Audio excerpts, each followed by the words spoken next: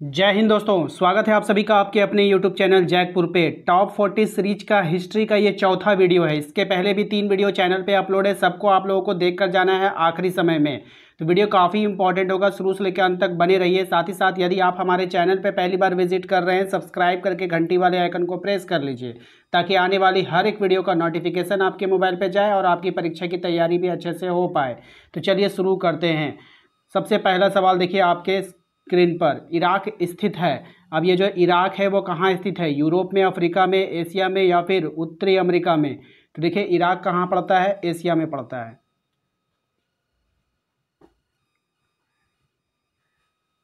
दूसरे सवाल पे आते हैं। दूसरा सवाल है हमारा, दुनिया की सबसे लंबी यानी कि बड़ी नदी कौन सी है? यांगसी है, टाइग्रिस है, मिसिसिपी है, मिसिसिपी है या फिर नील नदी है? तो देखिए इसका जो राइट आंसर हो जाएगा वो नील नदी हो जाएगा।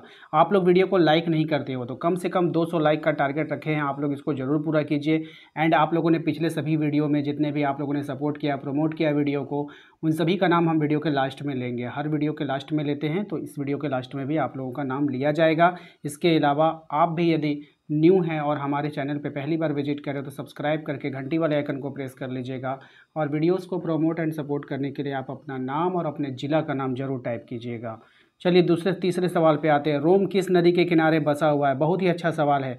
अब ये जो बताना है आपको कि रोम जो है वो किस नदी के किनारे बसा है, तो रोम टाइबर नदी के किनारे बसा हुआ है। ऑप्शन नंबर ए हमारा करेक्ट आंसर हो जाएगा।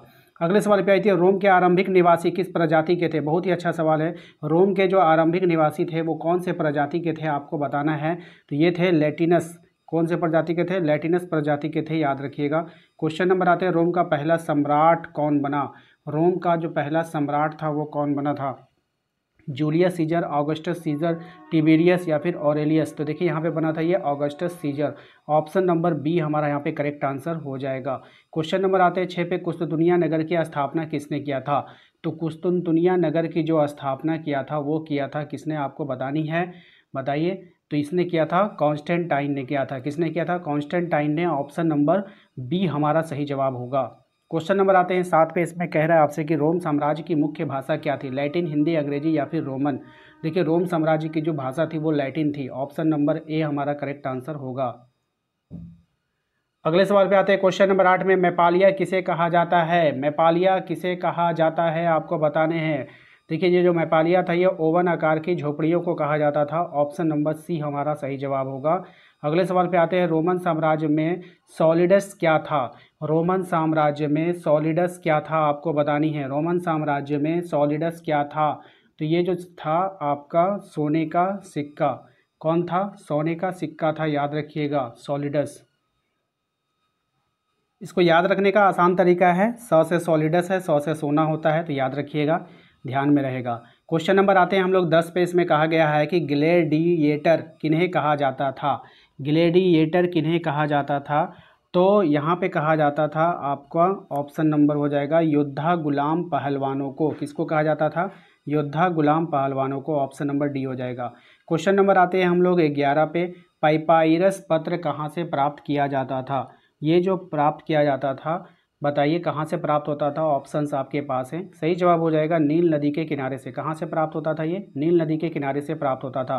क्वेश्चन नंबर आते हैं हम लोग 12 पे, इसमें कह रहा है आपसे कि फ्रैंकिस है ना, फ्रैंकिन्स किससे प्राप्त किया जाता है? ये जो फ्रैंकिन्स है ये किससे प्राप्त किया जाता है आपको बतानी है। फ्रैंकिन्स प्राप्त किया जाता है बोसावेलिया के पेड़ से। किससे? बोसावेलिया के पेड़ से। ऑप्शन नंबर ए हो जाएगा।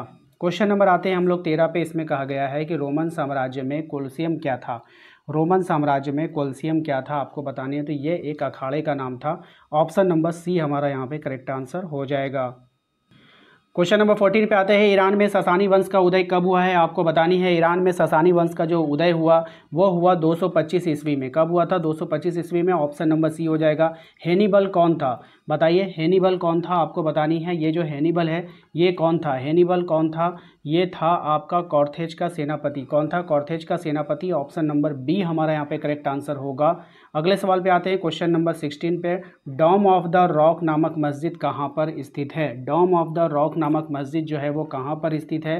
तो ये मस्जिद आपका जेरूसलम में है। ऑप्शन नंबर सी हो जाएगा इसका करेक्ट आंसर। अगले सवाल पे आते हैं, मैराथन का युद्ध हुआ था, मैराथन का जो युद्ध हुआ था ये कहाँ पर हुआ था आपको बतानी है। तो मैराथन का कहाँ नहीं, कब हुआ था ये बताना है। 490 ईस्वी में हुआ था। ऑप्शन नंबर ए हमारा करेक्ट आंसर हो जाएगा। क्वेश्चन नंबर आते हैं हम लोग 18 पे, इसमें कह रहा है आपसे, अफ्रीका को वेंडेलों के कब्जे से किसने आज़ाद कराया था? अफ्रीका को वेंडेलों के कब्जे से किसने आज़ाद करवाया था या फिर कराया था आपको बताना है। तो जस्टिनियन ने। किसने आज़ाद करवाया था? जस्टिनियन ने। ऑप्शन नंबर सी हो जाएगा। ईरान के किस सम्राट को लौह पुरुष कहा जाता है? मोस्ट इंपॉर्टेंट रहेगा आपके एग्जाम के लिए। तो ईरान के किस सम्राट को कहा जाता है? तो ये कहा जाता है डेरियस प्रथम को। किसको कहा जाता है? डेरियस प्रथम को। ऑप्शन नंबर बी हमारा करेक्ट आंसर हो जाएगा। क्वेश्चन नंबर आते हैं हम लोग 20 पे। क्वेश्चन नंबर 20 में कहा गया है कि किस रोमन शासक के शासनकाल में दासों ने जबरदस्त विद्रोह किया? तो किसके शासनकाल में दासों ने जबरदस्त किया? तो नीरो। कौन हो जाएगा? नीरो हमारा यहाँ पे राइट आंसर हो जाएगा, नीरो। ठीक है, याद रखिएगा, नीरो हो जाएगा। अगले सवाल पे आते हैं कि प्रारंभ में ऑगस्टस का नाम क्या था? प्रारंभ में ऑगस्टस का नाम आपको बतानी है कि क्या था, बताइए। तो प्रारंभ में ऑगस्टस का जो नाम था वो ऑक्टेवियन था। ऑप्शन नंबर बी हमारा यहाँ पे करेक्ट आंसर हो जाएगा। क्वेश्चन नंबर आते हैं हम लोग 22 पर। इसमें कहा गया है कि जिंदावस्था किसका प्रमुख धर्म ग्रंथ है? ठीक है, जिंदावस्था किसका प्रमुख धर्म ग्रंथ है आपको बताना है। तो ये ईरानियों का प्रमुख धर्म ग्रंथ है, याद रखना है आप सभी को। अगले सवाल पे आते हैं, यूनानीकरण को अंग्रेजी में क्या कहा जाता है? यूनानीकरण को अंग्रेजी में कहा जाता है, क्या कहा जाता है आपको बतानी है। सही जवाब हो जाएगा हेलेनाइजेशन। क्या कहते हैं इसको? हेलेनाइजेशन। ऑप्शन नंबर ए इसका करेक्ट आंसर होगा। अगले सवाल पे आइए, क्वेश्चन नंबर 24 में, फारसी साम्राज्य की प्रमुख राजधानी क्या थी? फारसी साम्राज्य की प्रमुख राजधानी क्या थी? देखिए सही जवाब हो जाएगा इसका शूशा। ऑप्शन नंबर ए इसका यहाँ पे करेक्ट आंसर होगा। अगले सवाल पे आइए, अगला सवाल है, रोमन लोगों का पूज्य देवी या फिर देवता कौन नहीं था? रोमन लोगों का पूज्य देवी या फिर देवता कौन नहीं था? देखिए डैगन नहीं था, बाकी सब था।